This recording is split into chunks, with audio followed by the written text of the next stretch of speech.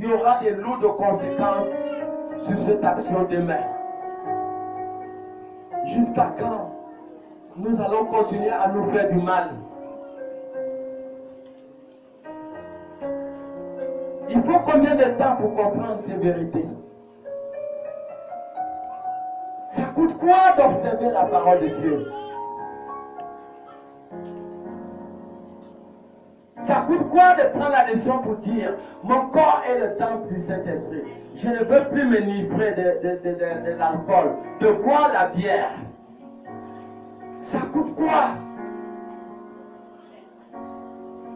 Qu'est-ce qu'on gagne après avoir trompé son mari ou trompé sa femme? On gagne quoi?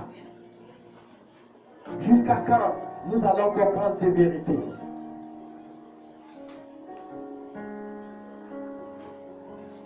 Qu'est-ce qui vaut la vie? Est-ce qu'on paye la vie? Il y a des personnes qui ont été à 1 semaine de leur mort. Ils ont voulu vivre. Mais c'était souvent trop tard pour eux. Trop tard. Parce que Dieu a pris du temps à leur parler 10 ans, 20 ans en arrière. Dieu est lent à la colère. C'est à nous de comprendre ces choses pour conserver la vie. Les choses deviennent compliquées aujourd'hui. Si nous n'avons pas Dieu, vous comptez sur quoi? À quoi posez-vous votre confiance? Que pensez-vous de votre avenir? Ne savez-vous pas que l'avenir de tout homme, toute femme est précédé des pièges? Et des pièges qui sont des pièges mortels. Si quelqu'un peut payer l'assurance de sa voiture aujourd'hui, parce qu'il garantit, il veut garantir sa voiture des accidents de demain.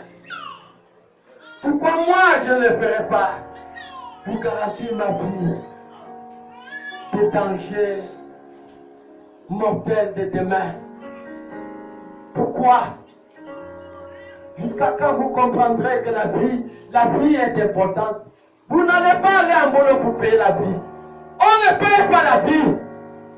Sinon, les présidents qui sont morts devaient payer la vie. Ils avaient assez d'argent. Mais vous voulez vivre longtemps.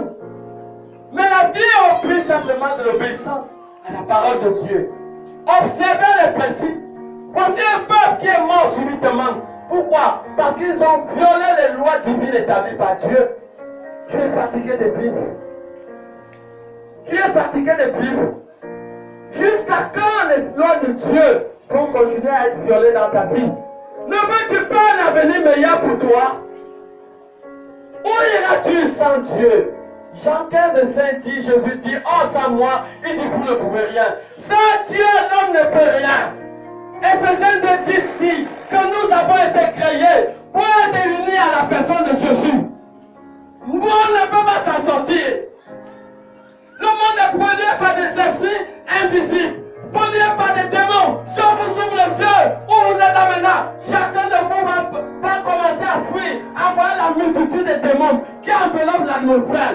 Et c'est pour cela que Dieu nous a fermé les yeux pour ne pas voir ces démons. On vit dans un monde à 2 dimensions. Le monde est physique et le monde est spirituel. Et dans le monde spirituel, il y a des esprits. Il y a des esprits qui détruisent, qui tuent. Ils n'ont pas d'autre chose. Détruire l'avenir de la famille. Détruire l'avenir des gens. C'est leur objectif. Manipuler, posséder les personnes. Détruire les mariages. Amener les problèmes dans les foyers. Ils n'ont pas d'autre problème. Donc sans Dieu, il est impossible de s'en sortir. Où iras-tu? À qui irai-je? À qui irai-je? Où iras-tu? Tu plaques avec la fille.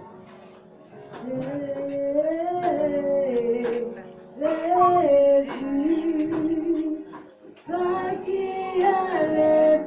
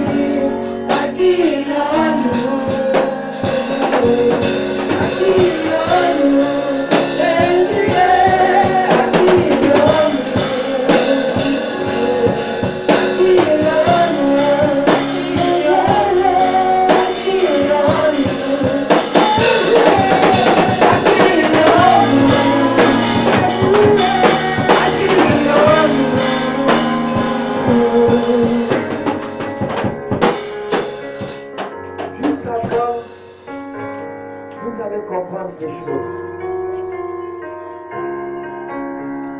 Quand dès le premier jour qu'on est venu m'évangéliser, Dieu commençait à mettre en valeur la parole de Dieu. Jusqu'à quand? Jusqu'à quand vous allez prendre conscience de ces choses? Est-ce que vous allez perdre tout le temps que Dieu aurait à faire des choses dans votre vie? Quand vous serez vieux, c'est là que vous allez comprendre ces choses. Jusqu'à quand? Jusqu'à quand on va s'éloigner de Dieu? Jusqu'à quand on va s'éloigner des principes de ses lois? Je vais vous dire une vérité. À chaque moment que les hommes se sont éloignés des principes établis par Dieu, à chaque moment que les hommes ont méprisé la loi de Dieu, le malheur de Dieu s'est abattu sur ces personnes. Tout homme, tout être humain portant souffle de vie qui méprise la loi de Dieu, le malheur s'abat sur leur vie. Et c'est la cause des échecs et la cause de plusieurs problèmes. Parce que les personnes évoluent dans la malédiction de Dieu, le malheur de Dieu. Selon Jérémie, lisons Jérémie, chapitre 6, le verset 19. Vous allez voir comment il est dangereux de s'éloigner de la parole de Dieu, des lois établies par Dieu. Si vous privilégiez dans les balades, chez les copines, vous posez les actes comme vous voulez, et vous négligez les principes qui doivent vous amener à vivre selon la parole. Alors, sachez que vous partez au travail le matin, tout ce que vous faites en vain. Psaume 127 dit que si l'Éternel est bâti, ceux qui bâtissent, bâtissent en vain. En vain, tu pars au travail. En vain, tu prends ton salaire. En vain, tu construis, parce qu'il y a des gens qui ont construit, qui sont morts et d'autres personnes sont restées habitées dans la maison. En vain, la Bible dit, si le psaume 127, tu vas le dire à la maison, si l'Éternel est bâti, si Dieu n'est pas au centre de ta vie, tout ce que tu fais, tu le fais en vain. Et tu t'en rendras compte. Tu t'en rendras compte, même après 30 ans, même après 40 ans, même quand tu vas commencer à vieillir, tu t'en rendras compte que tu as commis une grave erreur dans ta vie. Tu t'en rendras compte. Parce que cette vérité ne t'échappera jamais. À quoi bon d'abandonner la loi de Dieu? Quand tu abandonnes la loi de Dieu, le malheur de Dieu commence à te poursuivre. Le malheur de Dieu ne t'autorise pas à avoir une faveur ou à réussir pendant tout ton voyage sur la terre. Jérémie 6, 19. Jérémie chapitre 6, verset 19. Écoute terre. Écoute terre. Voici. Je fais venir sur ce peuple le malheur. Je fais venir sur ce peuple le malheur. Fruit de ses pensées. Fruit de ses pensées. Car ils n'ont point été attentifs à mes paroles. Car ils n'ont point été attentifs à mes paroles. Ils ont méprisé ma loi. Ils ont méprisé ma loi. Verset 20. C'est bon? Ils n'ont point été attentifs. M'a dit, la parole de Dieu est enseignée dans ce lieu. Personne n'écoute la parole de Dieu. On brise les lois de Dieu. On brise même les principes de Dieu. Même pour payer même la dîme, on joue la fraude, même avec Dieu. Tout est brisé dans notre marche avec Dieu.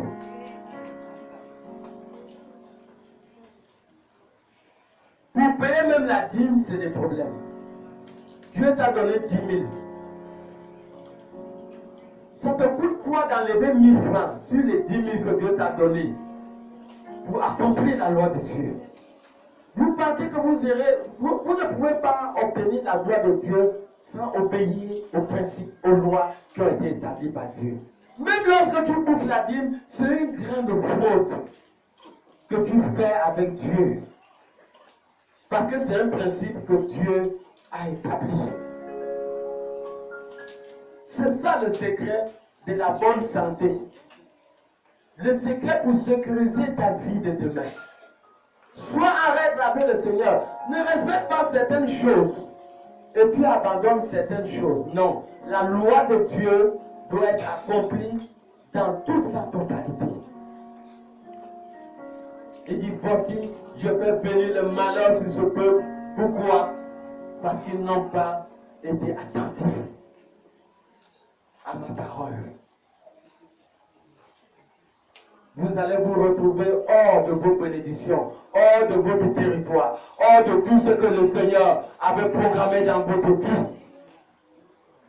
Pour 70 ans d'années que le peuple juif s'est trouvé. À chaque moment que les lois de Dieu sont brisées, c'est un mal commis. Vous verrez que lorsque quelqu'un a volé, on l'amène au tribunal. On va condamner la personne pour 4 ans peut-être de prison. 4 ans de prison. Pourquoi? Parce qu'il a commis un mal. C'est la même chose. Allons-y un peu dans le livre de Juges. Vous allez voir. À chaque moment que vous brisez l'alliance de Dieu, vous entrez dans une souffrance pendant des années. Quand vous brisez l'alliance de Dieu, vous entrez dans une souffrance. Juges chapitre 10, 6 à 8. Vous entrez dans une souffrance pendant des années. Voilà pourquoi 5 ans, vous avez un projet qui n'aboutit pas. Vous voyez? Vous voyez ça, des fois même ça va à plus de 5 ans. 10 ans, vous êtes au même niveau financier. Peut-être vous êtes en train de projet et que vous n'avez pas encore pris la décision de revenir à le Seigneur. Laissez cette chose qui fait que vous ayez un pied dehors, un pied dedans. Parce que toutes les personnes qui avaient brisé l'alliance, après avoir épongé le nombre d'années, ils avaient crié vers Dieu. Donc c'est ça que je voudrais vous amener à comprendre. À chaque moment que l'alliance est brisée, il y a des conséquences qui vont suivre pendant des années. Je lis la parole de Dieu dans le Juge 10, à partir du verset 6. Il est écrit: Oui. Les enfants d'Israël firent encore ce qui déplaît à l'Éternel. Ils servirent les Baals et les Astartés, les dieux de Syrie, les dieux de Sidon, les dieux de Moab, les dieux des fils d'Ammon et les dieux des Philistins. Et ils abandonnèrent l'Éternel et ne le servirent plus. Vous voyez, ils ont abandonné l'Éternel. Je ne sais pas. Continuez. La colère de l'Éternel s'enflamma encore Israël et la colère de l'Éternel s'enflamma contre Israël et ils les vendirent entre les mains des Philistins et entre les mains des fils d'Ammon. Ils opprimèrent et écrasèrent les enfants d'Israël cette année-là et pendant 18 ans. Voilà, arrête-toi là. Vous voyez, ils ont abandonné l'Éternel, mais ils sont entrés dans une souffrance de 18 ans. Vous-même, soyez juge entre votre conscience et vos actions aujourd'hui qui peuvent vous amener dans une souffrance à plus de 5 ans. Est-ce que quelqu'un ici aimerait entrer dans une souffrance de 5 ans? La parole a été écrite pour nous instruire. Ils ont abandonné Dieu. Je vous dis, la Bible dit dans 2 Pierre 2, 20 à 22, que c'était mieux de ne pas connaître l'Éternel. Ne faites jamais que quand vous n'êtes pas prêt de marcher avec le Seigneur, vous vous engagez. Ce qui constitue le plus grand danger, c'est de vous engager et de retourner. Vous voyez, ils marchaient avec Dieu, ils ont abandonné. Ils sont entrés dans une souffrance de 18 ans. Vous-même regardez, ils sont entrés dans une douleur, dans une souffrance de 18 ans. Pourquoi? Parce qu'ils ont cessé de marcher avec Dieu. Vous voyez combien de fois il est risqué de vous engager et d'abandonner la marche avec Dieu. On n'abandonne jamais l'Éternel, c'est Dieu qui te donne le souffle de vie. Il est mort sur la croix de Golgotha pour nous donner la vie. Voilà. Ils ont abandonné Dieu. Allons-y dans toujours Juge chapitre 4, 1 à 3. Vous allez voir encore que le même peuple avait abandonné Dieu. Vous allez voir combien d'années Dieu les a livrés dans la souffrance. Pourquoi? Parce que simplement ils ont abandonné Dieu. Je lis la parole dans Juge chapitre 4 à partir du premier verset. Les enfants d'Israël firent encore ce qui déplaît à l'Éternel après que Kéhu fut mort. Et l'Éternel les vendit entre les mains de Jabin, roi de Canaan, qui régnait à Tsor. Le chef de son armée était Sisera et habitait à Rochette-Goï. Les enfants d'Israël crièrent à l'Éternel, car Jabin avait 900 chars de fer, et ils opprimèrent avec violence les enfants d'Israël depuis 20 ans. Voici, quand même, depuis 20 ans, ils étaient dans la prison, oppressés par un roi pendant 20 ans. Si le Seigneur nous fait lire ces paroles, c'est pour nous amener à comprendre combien de fois il est dangereux d'abandonner les lois divines, les lois établies par Dieu. Comprenons combien de fois il est dangereux. Aujourd'hui, nous pouvons être dans l'église et que nous venons que quelque part, nous sommes toujours dans un mal. Dans notre conscience, nous savons ce que nous faisons. Ça veut dire, quelque part, étant dans cette position, notre statut financier, notre statut dans le plan physique ne pourra jamais changer. Nous ne pouvons pas être connectés au programme de Dieu. Pourquoi? Parce que nous sommes en train d'éponger encore le mal que nous avons fait depuis peut-être 1 an ou 2 ans. Vous verrez bien. Donc, nous avons lu dans Juge 10, 6 à 8, où on les a opprimés pendant 18 ans. Bon, lorsqu'ils sont arrivés à 10 ans, pourquoi ils n'ont pas crié vers l'Éternel? Ça veut dire que le péché, ils n'avaient pas encore épongé le péché qu'ils avaient fait. Donc ça veut dire que lorsque quelqu'un pêche, et qu'ils demeurent dans la même position, le péché aveugle leurs yeux pour ne pas voir ce qu'ils traversent, pour ne pas voir que quelque part ils sont en captif. Est-ce que quelqu'un comprend?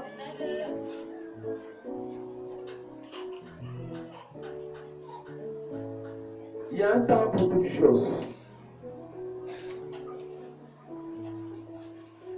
Il y a un temps pour s'amuser avec Dieu.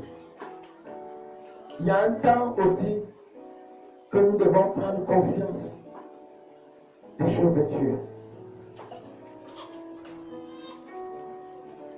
Est-ce que quelqu'un comprend? Il y a un nom au-dessus de tout. Il y a un nom au-dessus de tout nom, dont la puissance apporte guérison.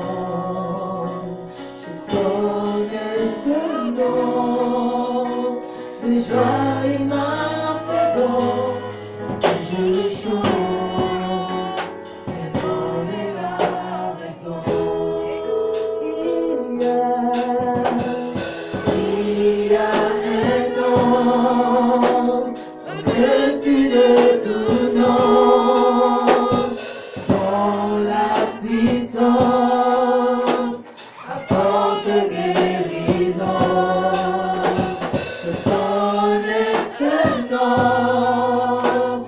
Joie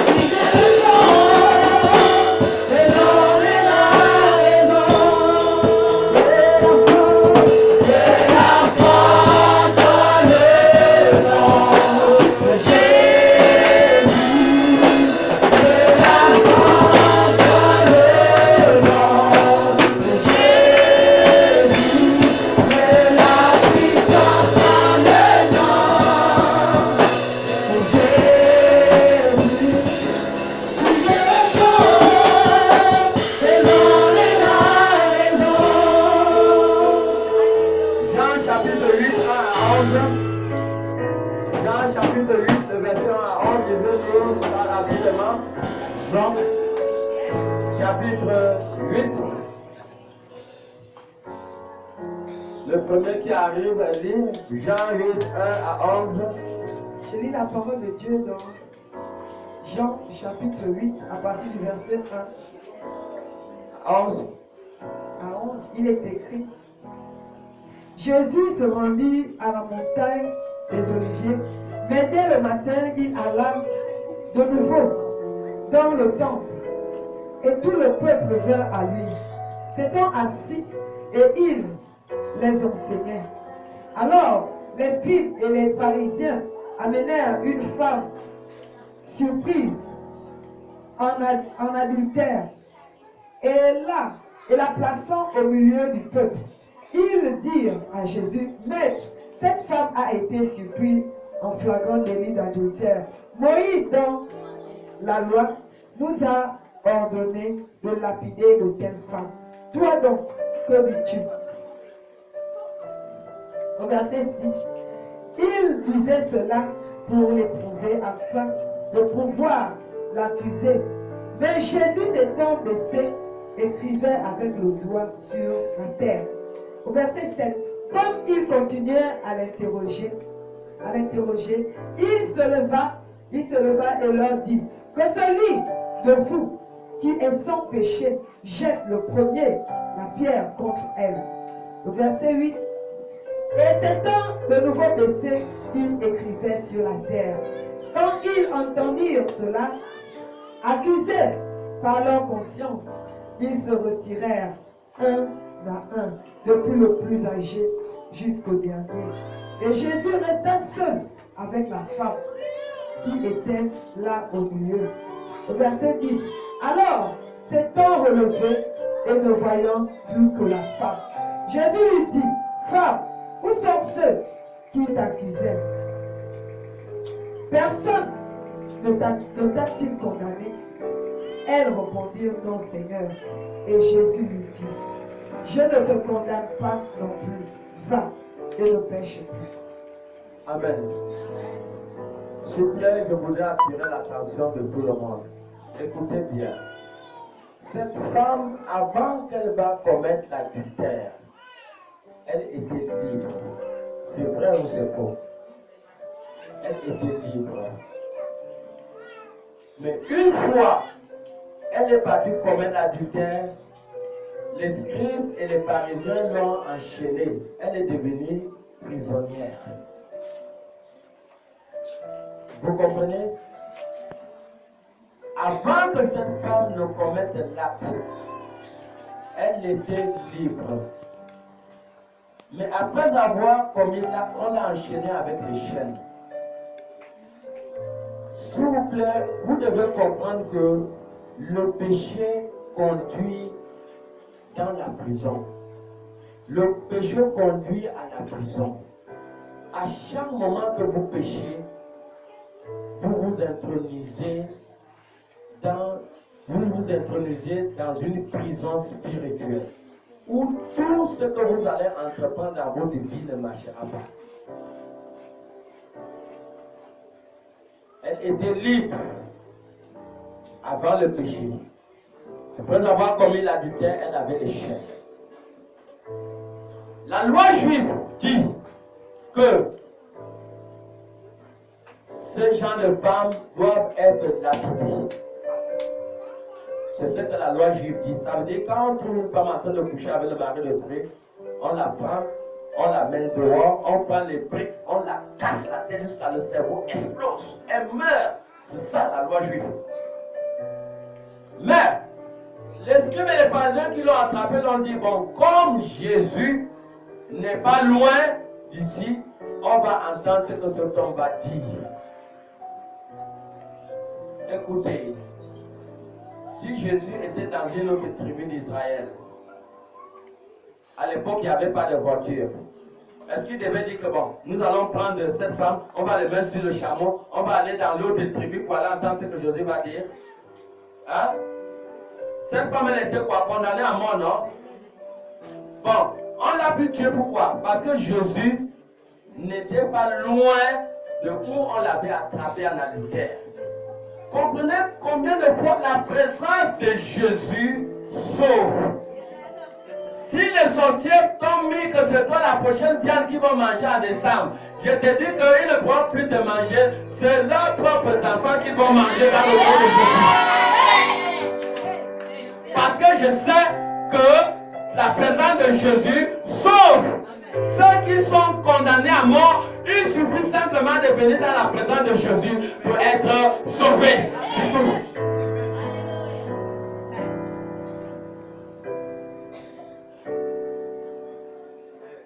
Amen. Est-ce que cette femme n'avait pas péché? Si. Les pharisiens l'ont fait comment? L'ont condamné. Mais Jésus, est-ce que Jésus l'a condamné? Non. Jésus ne te condamne pas.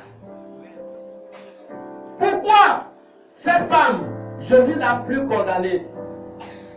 Parce que son péché a été simplement exposé et confessé. Oh, yes. À chaque moment, tu viens dans une position repentante, reconnaissant le mal que tu as fait, reconnaissant par où tu es passé pour briser l'alliance de Dieu, alors le Seigneur ne te condamnera plus. Il dit dans Jean 3, 18 que tous ceux qui n'ont pas cru sont déjà condamnés. Et tous ceux qui n'ont pas cru sont déjà jugés. Et quand un voleur, on l'a déjà jugé au tribunal, sa prochaine maison c'est où? Jean 3, 18 dit comment? Ceux qui n'ont pas cru sont déjà jugés. Qui n'ont pas cru? Ce sont ceux qui ont brisé l'alliance et qui se sont introduits dans la prison. Mais Jésus est miséricordieux pour vous pardonner de tout mal. Tout ce que vous avez eu à faire comme mal, Jésus est prêt à vous pardonner parce qu'il est miséricordieux.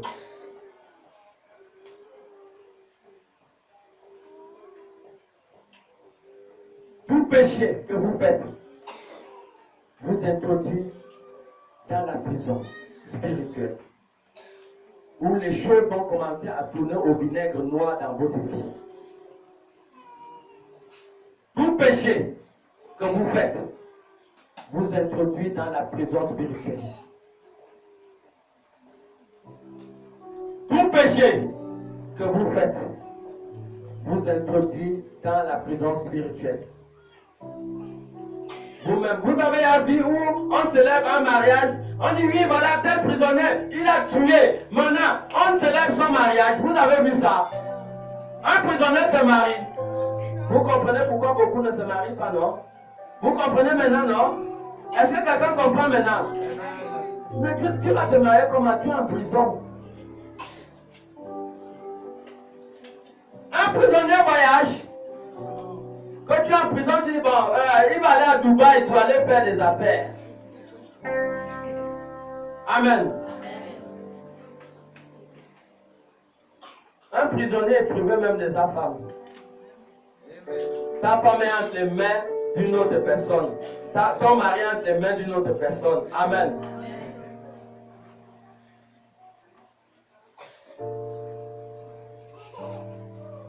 Un prisonnier ne peut pas être en même temps en prison et en même temps le pied croisé suivant sa placement.